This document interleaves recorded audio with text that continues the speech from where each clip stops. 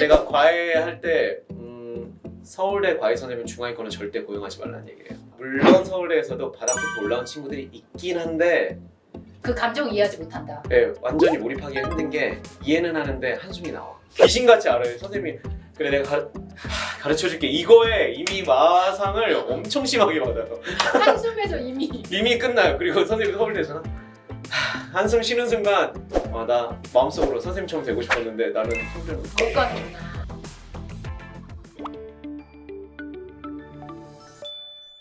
원장님이 각 과목별로도 티칭도 하셨고 네. 지금 가르쳐 본 경험이 있으시니까 이 학원은 좀 아닌 것 같다. 학원을 선택했었을 때 과목별로 이거는 좀 저 이거 끝난 다음에 어떻게 해요? 나중에 해코지당하는 거 아닌가? 제가 유튜브 찍을 때도 네. 특정 유형을 얘기하면 부모님들이 생각나세요? 귀신같이 아시는 분들이 그래요? 있어. 이거 무슨 학원 얘기하는 건데 아시는 분들이 있어요. 근데 학원마다 예. 시스템들이 사실 그러면 다 애둘러서 표현해 주세요. 교육을 초, 중, 고를 다 해보신 분들이 있어요. 교육계에서도. 네. 그러니까 저 같은 경우도 고3 재수생만 하다가 점점 내려온 케이스예요. 고3 재수생들 학습 컨설팅 중심으로 공부 전략 짜는 걸 해주다 보니까 공부는 아래서부터 이제 기본기가 잡혀야 돼. 중학교 때 자기주도 학습 못하면 고등학교 때는 뭘 들이밀어도 되게 힘들어져. 근데 이렇게 긴 통을 하다 보면 되게 명확히 보이는 것들이 있어요. 그래서 예를 들면 국어부터 우리가 이제 과목별로 지어주는 거 과목별로 원하시니까. 받아뵙겠습니다. 국어 같은 경우는 사실 저는 방학 때 이제 예. 꼭 해야 되는 게 애들이 보면은 국어의 영역에서 보면 비문학, 문학 그리고 크게 보면 문법 영역. 예. 그러니까 화법작문이나 이런 것들은 좀 서부적인 거니까 예, 고등학교 때 하는 걸로 하고. 뺀다고 하더라도 이 세 가지를 가지고 이제 학원 세팅들을 고민하시는 분들이 되게 많고 네. 이 세 가지를 한 학원에서 다 하시는 분이 있어요. 네. 그러니까 한 수업에서 이 세 가지 다 하는 게 저는 최악이라고 말씀드릴게요. 그러니까 아무것도 못 잡아요. 그러니까 방학이라는 시간이 긴 것도 아닌데 이 세 개를 다 한다? 시간도 없는데 그럼 다 못 잡을 수 있어요. 그러니까 타겟팅을 되게 명확히 해야 돼요. 그 대신 수업 중에서 그래도 선생님들이 이제 읽는 원리를 알려주는 데가 있어요. 중학생들은 내신만 하잖아요. 그러니까 네. 중등학원들이 대부분 내신 기준으로 네. 내신 컨텐츠 씹어 먹여주고 반복 암기만 하면 점수가 나오니까 그 기준으로 커리큘럼을 짠 학원들이 굉장히 많아요. 근데 그러면 방학은 알차게 보낼 수가 없어요. 방학 때는 내공 키우는 게 첫 번째이기 때문에 문학을 하건 비문학을 하건 둘 중에 하나의 컨셉을 명확히 정하고 내가 부족한 그 중에 하나를 선택해라. 그쵸. 근데 이제 좀 큰 그림 그려야 되는 분들은 비문학. 요즘에 비문학이 트렌드죠. 네, 그러면 문해력이 부족하면 사실 아무것도 못하니까. 네. 근데 얘가 좀 중상위권인데 요 문학 문제 풀 때나 이런 거 접근할 때 보니까 원리를 잘 모르고 푸는 것 같아. 그냥 느낌적 느낌으로 계속 푸셔. 그 느낌적 느낌을 없애는 게 국어에서는 되게 중요하거든요. 네네. 그러면 타겟팅하고 수업에서 포인트가 돼야 되는 게 사실 수업에서 예전 수업 타입처럼 그 본문을 그냥 해석해주거나 읽어주거나 읊어주는 건 사실 책에 다 있어요. 책에 있는 걸 똑같이 해주는 수업은 특색이 없는 거예요. 그럼 뭘? 접근 방법을 알려주는 게 사실 되게 중요한 수업인 거죠. 그럼 수학에서의 학원 선택법은요? 수학에서 이거는 진짜 수학은 정말 많이 발전돼 있는 영역, 사교육에서 가장 발전돼 있는 그렇죠. 영역이죠. 수학 학원이 제일 많죠. 제일 많기도 하고 사교육비 이제 국가에서 보는 통계 기준으로 봐도 절대가 수학이에요. 그러니까 수학에 붙는 비중이 다른 과목의 거의 최소 2배, 무조건 다 2배 이상이에요. 그러니까 그 정도로 많이 있기 때문에 시장도 사실 완전히 되게 디테일하게 서비스들이 디벨롭돼 있어요. 예. 그러니까 그 서비스가 디벨롭돼 있는 걸 보고선 네. 이제 학부모는 수학만큼이 오히려 더 이제 내 아이 맞춤형으로 무조건 가야 되는 거야. 예를 들면 제가 대부분 추천할 때는 수학학원은 대형학원 정말 최상위권 아니면 잘 추천 안 해요. 대형학원은요? 최상위권은 수학 대형학원 가서 속도 내서 막 같이 달리고 막 깨져도 돼. 영재. 근데 적당한 상위권 그리고 중하위권은 네. 중등이나 초등 같은 경우는 공부 욕심이 좀 있는 친구면 네네. 공부를 투트랙으로 하게 되거든요. 네. 투트랙이 뭐냐면 내신형 공부하는 예. 것과 선행형 본인. 공부하는 것 두 개를 같이 생각해야 돼요. 그러니까 부모님도 이 비중을 어느 정도 조정할지를 항상 생각해야 되는데 수학학원은 그 수학 진도 범위를 잘못 세게 나갔을 경우에는 무조건 리셋돼요. 그러니까 사라지지 않게 하는 게 되게 포인트고 우리 애가 그래서 예를 들어서 1학기 때 수상하를 동시에 나갔는데 예. 지금 남아있는 게 별로 없어. 근데 대부분 학원에서는 그렇죠. 자 이제 수원수투반 나갑시다 이러면 결심해야 돼요. 어. 수상화도 안 되는데 수원수투는 원래 안 되는 거예요. 예. 그냥 듣는다고 어떻게든 될 거라고 생각하면 그런 일은 없다고 말씀드릴게요. 그리고 수학 같은 경우는 편차가 워낙 많이 나기 때문에 네. 수학 선생님이 너무 잘 가르쳐 주신다고 하더라도 아이는 그걸 받아들일 준비가 안 됐구나. 맞아요. 그런 맞아요. 경우도 너무 많잖아요. 무조건 그래서 저는 수학은 아이 중심. 서울대 과외 선생님 중하위권은 절대 고용하지 말라는 얘기예요. 물론 서울대에서도 바닥부터 올라온 친구들이 있긴 한데 그 감정 이해하지 못한다. 예, 완전히 몰입하기가 힘든 게 이해는 하는데 한숨이 나와. 그럼 근데 애들이 그게 논버벌한 그 커뮤니케이션이잖아요. 귀신같이 알아요. 선생님이 그래 내가 가르쳐줄게. 이거에 이미 마상을 엄청 심하게 받아요. 한숨에서 이미 끝나요. 그리고 선생님이 서울대잖아. 한숨 쉬는 순간 와, 나 마음속으로 선생님처럼 되고 싶었는데 나는 서울대는 못 못 가겠구나. 가는구나. 그래서 제가 선생님들 교육할 때 첫 번째 말씀드리는 게 그러니까 대사 같이 따라하라고 해요. 뭐라고요? 괜찮아. 다시 해보자. 그 한숨 안 쉬고 해보셔요. 괜찮아. 다시 해보자. 지금 해봐. 아니, 이게 어머님들- 정말 힘들어요. 아니 어머님들 요즘 엄마표로 많이 가르치시잖아요. 네네. 어머님들 연습하시면 좋을 것 같아요. 지금. 와. 괜찮아. 다시 해보자만큼 사실 되게 중요한 키워드가 없어요. 근데 왜냐면 이미 아는 거 아니에요? 애가 괜찮아 하는 순간 마음이. 아니 근데 선생님들이 훈련이 되면 약간 기계처럼 나와요. 그러니까 한숨 전에 그게 나와야 돼요. 원장님도 잘 아는 분야에 과외에서의 구조적 접근은 뭔가요? 과외는 사실 좀 더 심플해요. 1, 2, 3단계로 좀 그러니까 나눠서 과외는 구체적으로. 고를 수 있잖아요. 저는 그 부분이 사실 요즘은 좀 이제 예전보다 과외 시장이 더 좋아졌다고 생각하는 부분인데 예. 일단 취업이 잘 안 돼서 과외 시장에 사람이 많기도 하고요. 네네.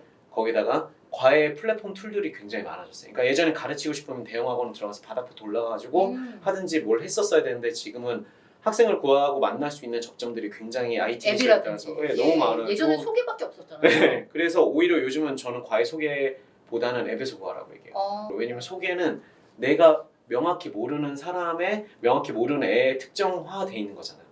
걔한테 맞을 수 있어. 얘가 KMO 준비하느라 도와줬는데 이 선생님이 잘 가르치니까 수학 해달래. 근데 얘는 지금 내신 수학도 힘들어해. 이러면 안 맞는 되죠. 거잖아 밸런스가. 그러니까 이게 내가 원하는 걸 고를 수 있어야 돼요. 그러면은 앱에다가 올려야 되나요? 그쵸, 부모님이 뭐 이런 그쵸. 특징의 우리 아이를 맡아줄. 그 부모님이 이제 내 애가 부족한 거는 되게 명확히 알아야 돼요. 그러니까 네. 제가 부모님들한테 꼭 말씀드리는 게 돈을 많이 낭비하고 싶지 않으면 예. 아이를 공부하라고 말씀을 드려요. 우리 애를 공부하면서 이 애한테 필요한 걸 생각하는 근데 그게 한 1, 2년 앞까지는 살짝 내다보는 게 필요해요. 예를 들어서 얘가 중학교 이제 들어간다 이러면 고입 관련된 내용들에 대한 컨텐츠 공부 이런 것들은 하셔야 선택할 수 있는 기준점과 눈이 생기고 또는 이렇게 대기자 TV 보시면 목적을 제대로 설정하고. 그렇죠. 들어가야 어떤 것들은 선행진도를 세게 나가는데 도움을 받으면 좋을 만한 거는 그 목표치를 설정해야 되는 거고 얘는 다른 건 다 잘하는데 이 부분만 너무 비어. 그럼 챙겨. 예를 들어서 뭐 생원 내가 선행진도로 대형학원에서 한 번 나갔는데 비유전 파트는 굉장히 잘했는데 유전 파트에서 얘가 고난이도 문제 푸는 게 시작부터 그냥 안 된대. 그럼 네. 아예 타겟팅을 유전 파트만 문제 해주시- 풀이 도와주고 얘는 한 바퀴 정보도 써놔야 돼. 그러니까 대형학원에서 한 바퀴 돌아서 이론 한 바퀴 해서 이론에 대한 숙지도가 한 70% 정도는 되는 것 같습니다. 오. 명확하진 않지만 예. 그러면 그리고 기본 문제는 풀었는데 약간 난이도 있는 문제는 아예 손도 못 대겠다고 하네요. 이걸 도와주는 과외 이런 식으로 아예 목표치를 명확히 해서 견적서를 올리면 어. 더 거기에 맞춤 선생님들이 붙죠. 그리고 그 분 중에서 이제 매칭을 찾으면 되는 거죠. 그 중에서는 매칭을 어떻게 해야 돼요? 다 면접을 보나요? 그 일단 첫 번째로는 서류가 먼저 와요. 그분도 서류가 프로필을 다 써야 되니까 예. 서류 오고 엑스트라로 연락을 한 번 더 하시는 분들이 있어요. 그러니까 자기가 이 학생을 왜냐면 원래 기본 소개하는 것도 있는데 네네. 이 학생을 위해서 이런 거는 제가 준비하고 싶고 이런 교재를 얘는 풀고 하면 그런 문제점들이 해결됩니다 하고 보내신 분들이 있어요. 지금 이 영상을 보는 과외 선생님들은 이렇게 하시면 됩니다. 앞서 나가는 분들은 하고 있어요. 어머님 입장에서는 더 우리 애를 생각하는 것 같이 느껴지잖아요. 그렇죠. 그럼 뽑을 수밖에 없죠. 과외를 할 때 내가 정보를 모르니까 어떤 선택을 해요? 그냥 소개받아서 해요. 소개 그리고 스카이. 아 맞아요. 맨날 똑같아요. 이거는 스카이. 왜 20년, 30년 전이랑 달라진 게 없죠? 예 맞아요. 재밌는 건 맞아요. 대치동 학원에서도 네. 진짜 학벌로 선생님들의 실력이 나눠지지 않아요. 저희 그 부모님 입장에서는 단시간에 전문성까지 확인하기는 어려우니까 그리고 그럼에도 불구하고 네, 그건 필요 없는 거예요. 그 전문성을 확인할 필요 없죠. 과외 시장에서는. 그 대신 프로필에 써 있는 걸 보고 몇 년간 지도를 네. 했고 아이들을 어느 정도 지도했고 이 아이를 타겟팅해서 지도할 수 있다. 이 분만 몇 분을 선발하세요. 네. 그래서 그러니까 저는 한 3분 정도라고 어. 얘기해요. 생각보다 되게 엄청 많이 와요. 네네. 플랫폼에 따라서 이제 그 컨택하는 방식들이 네. 다르긴 한데 보면 견적서가 진짜 많이 오거든요. 그럼 그 중에서 이제 3분 정도를 고르고 그 과정도 아이랑 같이 하는 것도 괜찮아요. 예. 왜냐면 결국 중요한 건 애가 면접을 봐야 돼요. 느낌이 통하는 그것도 되게 중요하고 이 네. 선생님이 이제 코드가 맞아야 돼요. 그리고 내가 싫어하는 걸 하는 선생님은 절대 못해요. 예를 들어서 내가 그런 분도 있어요. 충동증이 심해서 킁킁거리는데 애가 너무 신경 써. 그리고 두 번째로 또는 그러니까 그막 담배를 좀 피시는 분이 있어. 내 향기, 여학생들 향기 민감하잖아요. 근데 그게 너무 실력 있는데 그게 계속 신경 쓰이면 안 해야 돼요. 그러니까 인간의 감정이라는 게 우리가 제가 경제학이랑 심리학을 공부해서 그런데 너무 호모 현실적이에요. 이코노미쿠스가 아니에요. 객관적 판단 못해요. 아, 그런 객관적이지 않은 섹터의 것들이 사실은 굉장히 메인 영역에 영향을 많이 영향을 주거든요. 그게 바로 코드잖아요. 나랑 맞는. 그쵸, 그쵸. 예. 그분들한테도 그냥 편하게 얘기하시고 그 대신 비용은 정당하게 지불하고요. 예. 그 대신 시간을 짧게 해야 돼요. 30분. 아, 그 첫 면접 볼 때도 비용을 지불하는 거예요? 그쵸. 요즘은 지불합니다. 아, 그래요? 네, 지불하고 하시는 걸 저는 더 추천드려요. 오히려 아니, 깔끔하게. 그게 훨씬 더 깔끔해요. 그러니까 네. 애매하게 하는 순간 어차피 그 오지 않을 가능성이 있고요. 첫 번째. 예. 면접 시간 잡아놓고 안 와버려. 아. 그럼 더 최악이죠. 그럼 시간 날리는 거잖아요. 그럼 원장님 여기서 대학생이나 전문 과외 선생님 그런 부분에서는 그거는 차이가 차별점, 없어요? 네, 처음부터 차별점을 둘 필요는 없어요. 네. 일단 만나 본다고. 왜냐면 전문가의 선생님들 못하는 분들 당연히 많고요. 어. 대학생 어린데 센스 좋아서 되게 잘해. 어떻게 면접 보느냐도 사실 되게 중요해요. 그러니까 물어볼 때 그냥 만나서 뻘쭘하게 수업 30분 해주세요. 이러면 그거는 앞에 설계도 다 그려놓고 애매한 거잖아요. 예. 그 면접 가면 면접 문항들이 있죠. 예. 명확히 해야 돼요. 그러니까 애가 그것도 아이가 마련해놔요? 물론이죠. 그러니까 정말요? 아이가 공부를 하는데 저 수상 공부하는데 인수분해에서 고난이도 공식 적용하는 문제 푸는 게 좀 힘들어요. 이러면 그 파트 문제라든가 아니면 그 파트 이론을 찝어서 요걸 요번에 가르쳐 주세요. 이렇게 하는 게 되게 중요해요. 그거를 세 분한테 똑같이. 그쵸? 그러면은 차이가 그게 포인트예요. 더 크겠네요. 네. 그러니까 커뮤니케이션이 명확하면 사실 기분 나쁠 게 없잖아요. 근데 우리가 애매하게 서로를 간보니까 기분 나쁜 거예요. 예. 그리고- 맨 처음부터 그리고 적확하게 말하고 시작해라. 그쵸. 그리고 될지 안 될지 모르면 그 사람도 정성을 들일 이유가 없어요. 그럼 선발 이후에 부모님이 체크할 부분이 있을까요? 선발 이후에는 적어도 한 달에 한 번 정도는. 예. 근데 저는 초반에는 좀 자주 만나고, 예. 그러니까 초반에는 수업 끝나고 한 5분 10분이라도 아 선생님이랑 얘기한다든지. 잡으세요. 아 나가시려는. 나가시면 이거 좀 드시고 예. 드시고 하세요. 이거 센스. 그러니까 아이 상태에 대해서 좀 물어보는 거. 그러니까 초창기니까 아이가 못하는 게 되게 많죠. 이러면서 되게 부드럽게 얘기를 풀어가는 게 사실 첫 번째인 것 같아요. 그러니까 우리 애가 되게 잘하는데 되게 엄청 잘 가르쳐 주세요. 이거 말고 우리 애가 좀 부족한 부분이 많은데 가르치시느라 힘드시죠. 이거부터 스몰톡을 시작하면 선생님이 진짜 힘드네요. 이러면 진짜 힘든 거고. 그리고 그래서 요런 부분들을 제가 좀 잡아보려고 합니다. 요런 얘기들을 같이 하면 선생님도 수업 몰입도가 좀 더 좋아져요. 선생님 중에 시간을 바꾸시는 분들 너무 많잖아요. 그쵸. 성실성을 조금 더 이끌어내려면 그건 처음부터 얘기해야 돼요. 예. 그러니까 처음부터 아예 얘기해야 돼요. 그러니까 시간을 바꾸는 사람도 우선순위가 있어요. 그러니까 예를 들어서 네네. 되게 게으른 대학생도 교수님이랑 미팅 잡아놨어. 그럼 지키겠죠. 절대 지키죠. 예. 면접 뭐 취직 면접 잡혔어. 지키겠죠. 무조건 지키죠. 안 지킬 수가 없어요. 우선순위에서 떨어지는 거예요. 음. 그 과에서 이 사람이 지각한다는 건. 그 우선순위 위로 올라가도록 만들어야죠.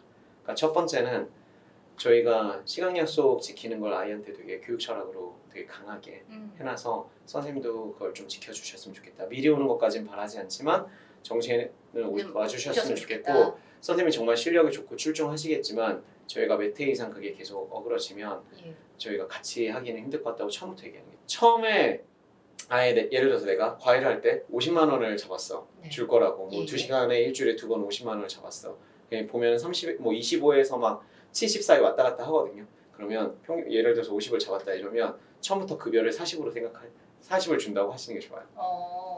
그러니까 왜냐면 부모님의 그 예산 버짓은 좀 제한돼 있잖아요. 그렇죠. 사실. 예. 그러니까 돈이 50도 큰 거죠. 네, 흥청망청 쓸 수 없으니까. 그러니까 내가 30을 정해놨으면 일단 25라고 설정해놓고 여지를 두는 거죠. 예. 선생님이 뭔가 그걸 잘 해줄 조건을 걸고 하는 게 좋아요. 예. 시간을 다 맞춰주시고 애가 잘 따라왔을 따라서 때. 코드가 잘 맞았을 때는 제가 그 다음 달에는 얼마 더 예. 그리고 그 다음 달에 얼마 더 이런 식으로 기준점을 그러니까 내가 쓸 수 있는 범위 한에서 처음에 약속하는 게 필요하고 그게 밸류랑 묶여 있으면 좋아요. 내가 최초 중요하다고 얘기했던 가치랑. 뭐 성실성이라든지. 그렇죠. 그러니까 8번에 한 번도 안 빠지고 오시면 제가 그 달에는 그냥 5만 원 더 드릴게요. 네. 그리고 늦지 않고 오시면 또는 우리 아이가 진짜 코드가 선생님이랑 너무 잘 맞아서 이제 잘하고 성적도 잘 나오면 제가 성적 나올 때마다 같이 평가해서 그 시급 자체는 계속 올려드릴 겁니다. 라고 처음부터 얘기해야 돼요. 그러면 그러니까 잘한다며 주는 거는 인센티브가 아니에요. 예. 인센티브를 설계한다고 해서 그 행동을 유도해야 인센티브 시스템이에요. 네. 잘했으니까 포상 주고. 그러니까 제가 학부모님들 보면 약간 안타까운 게 잘하게 된 다음에 드려야지. 그러면 그 잘하는 과정에 노력을 안 들인다니까요. 막연함을 놓고 고민하시는 분들 너무 많으시거든요. 사교육 때문에 힘들어하시는 분들께 마지막으로 메시지 좀 부탁드립니다. 사교육의 한가운데 있는 사람으로서 말씀드리면 부모님이 돈을 현명하게 쓰시려면 아이를 조금 더 관찰해 보시면 되게 좋을 것 같아요. 정답은 아이들한테 있습니다. 그러니까 학원에서 사교육에서 제공해 줄 수 있는 정답의 범위는 굉장히 넓어요. 그 중에 우리 애한테 맞는 걸 찾으신다면 돈과 시간의 낭비 전혀 없이 좋은 교육 받으실 수 있을 거예요. 네, 오늘 장 원장님의 말씀에 학원 선택을 놓고 고민하시는 많은 학부모님께 귀한 조언이 됐을 것 같습니다. 장시간 귀한 말씀 감사합니다. 네, 감사합니다. 대기자 TV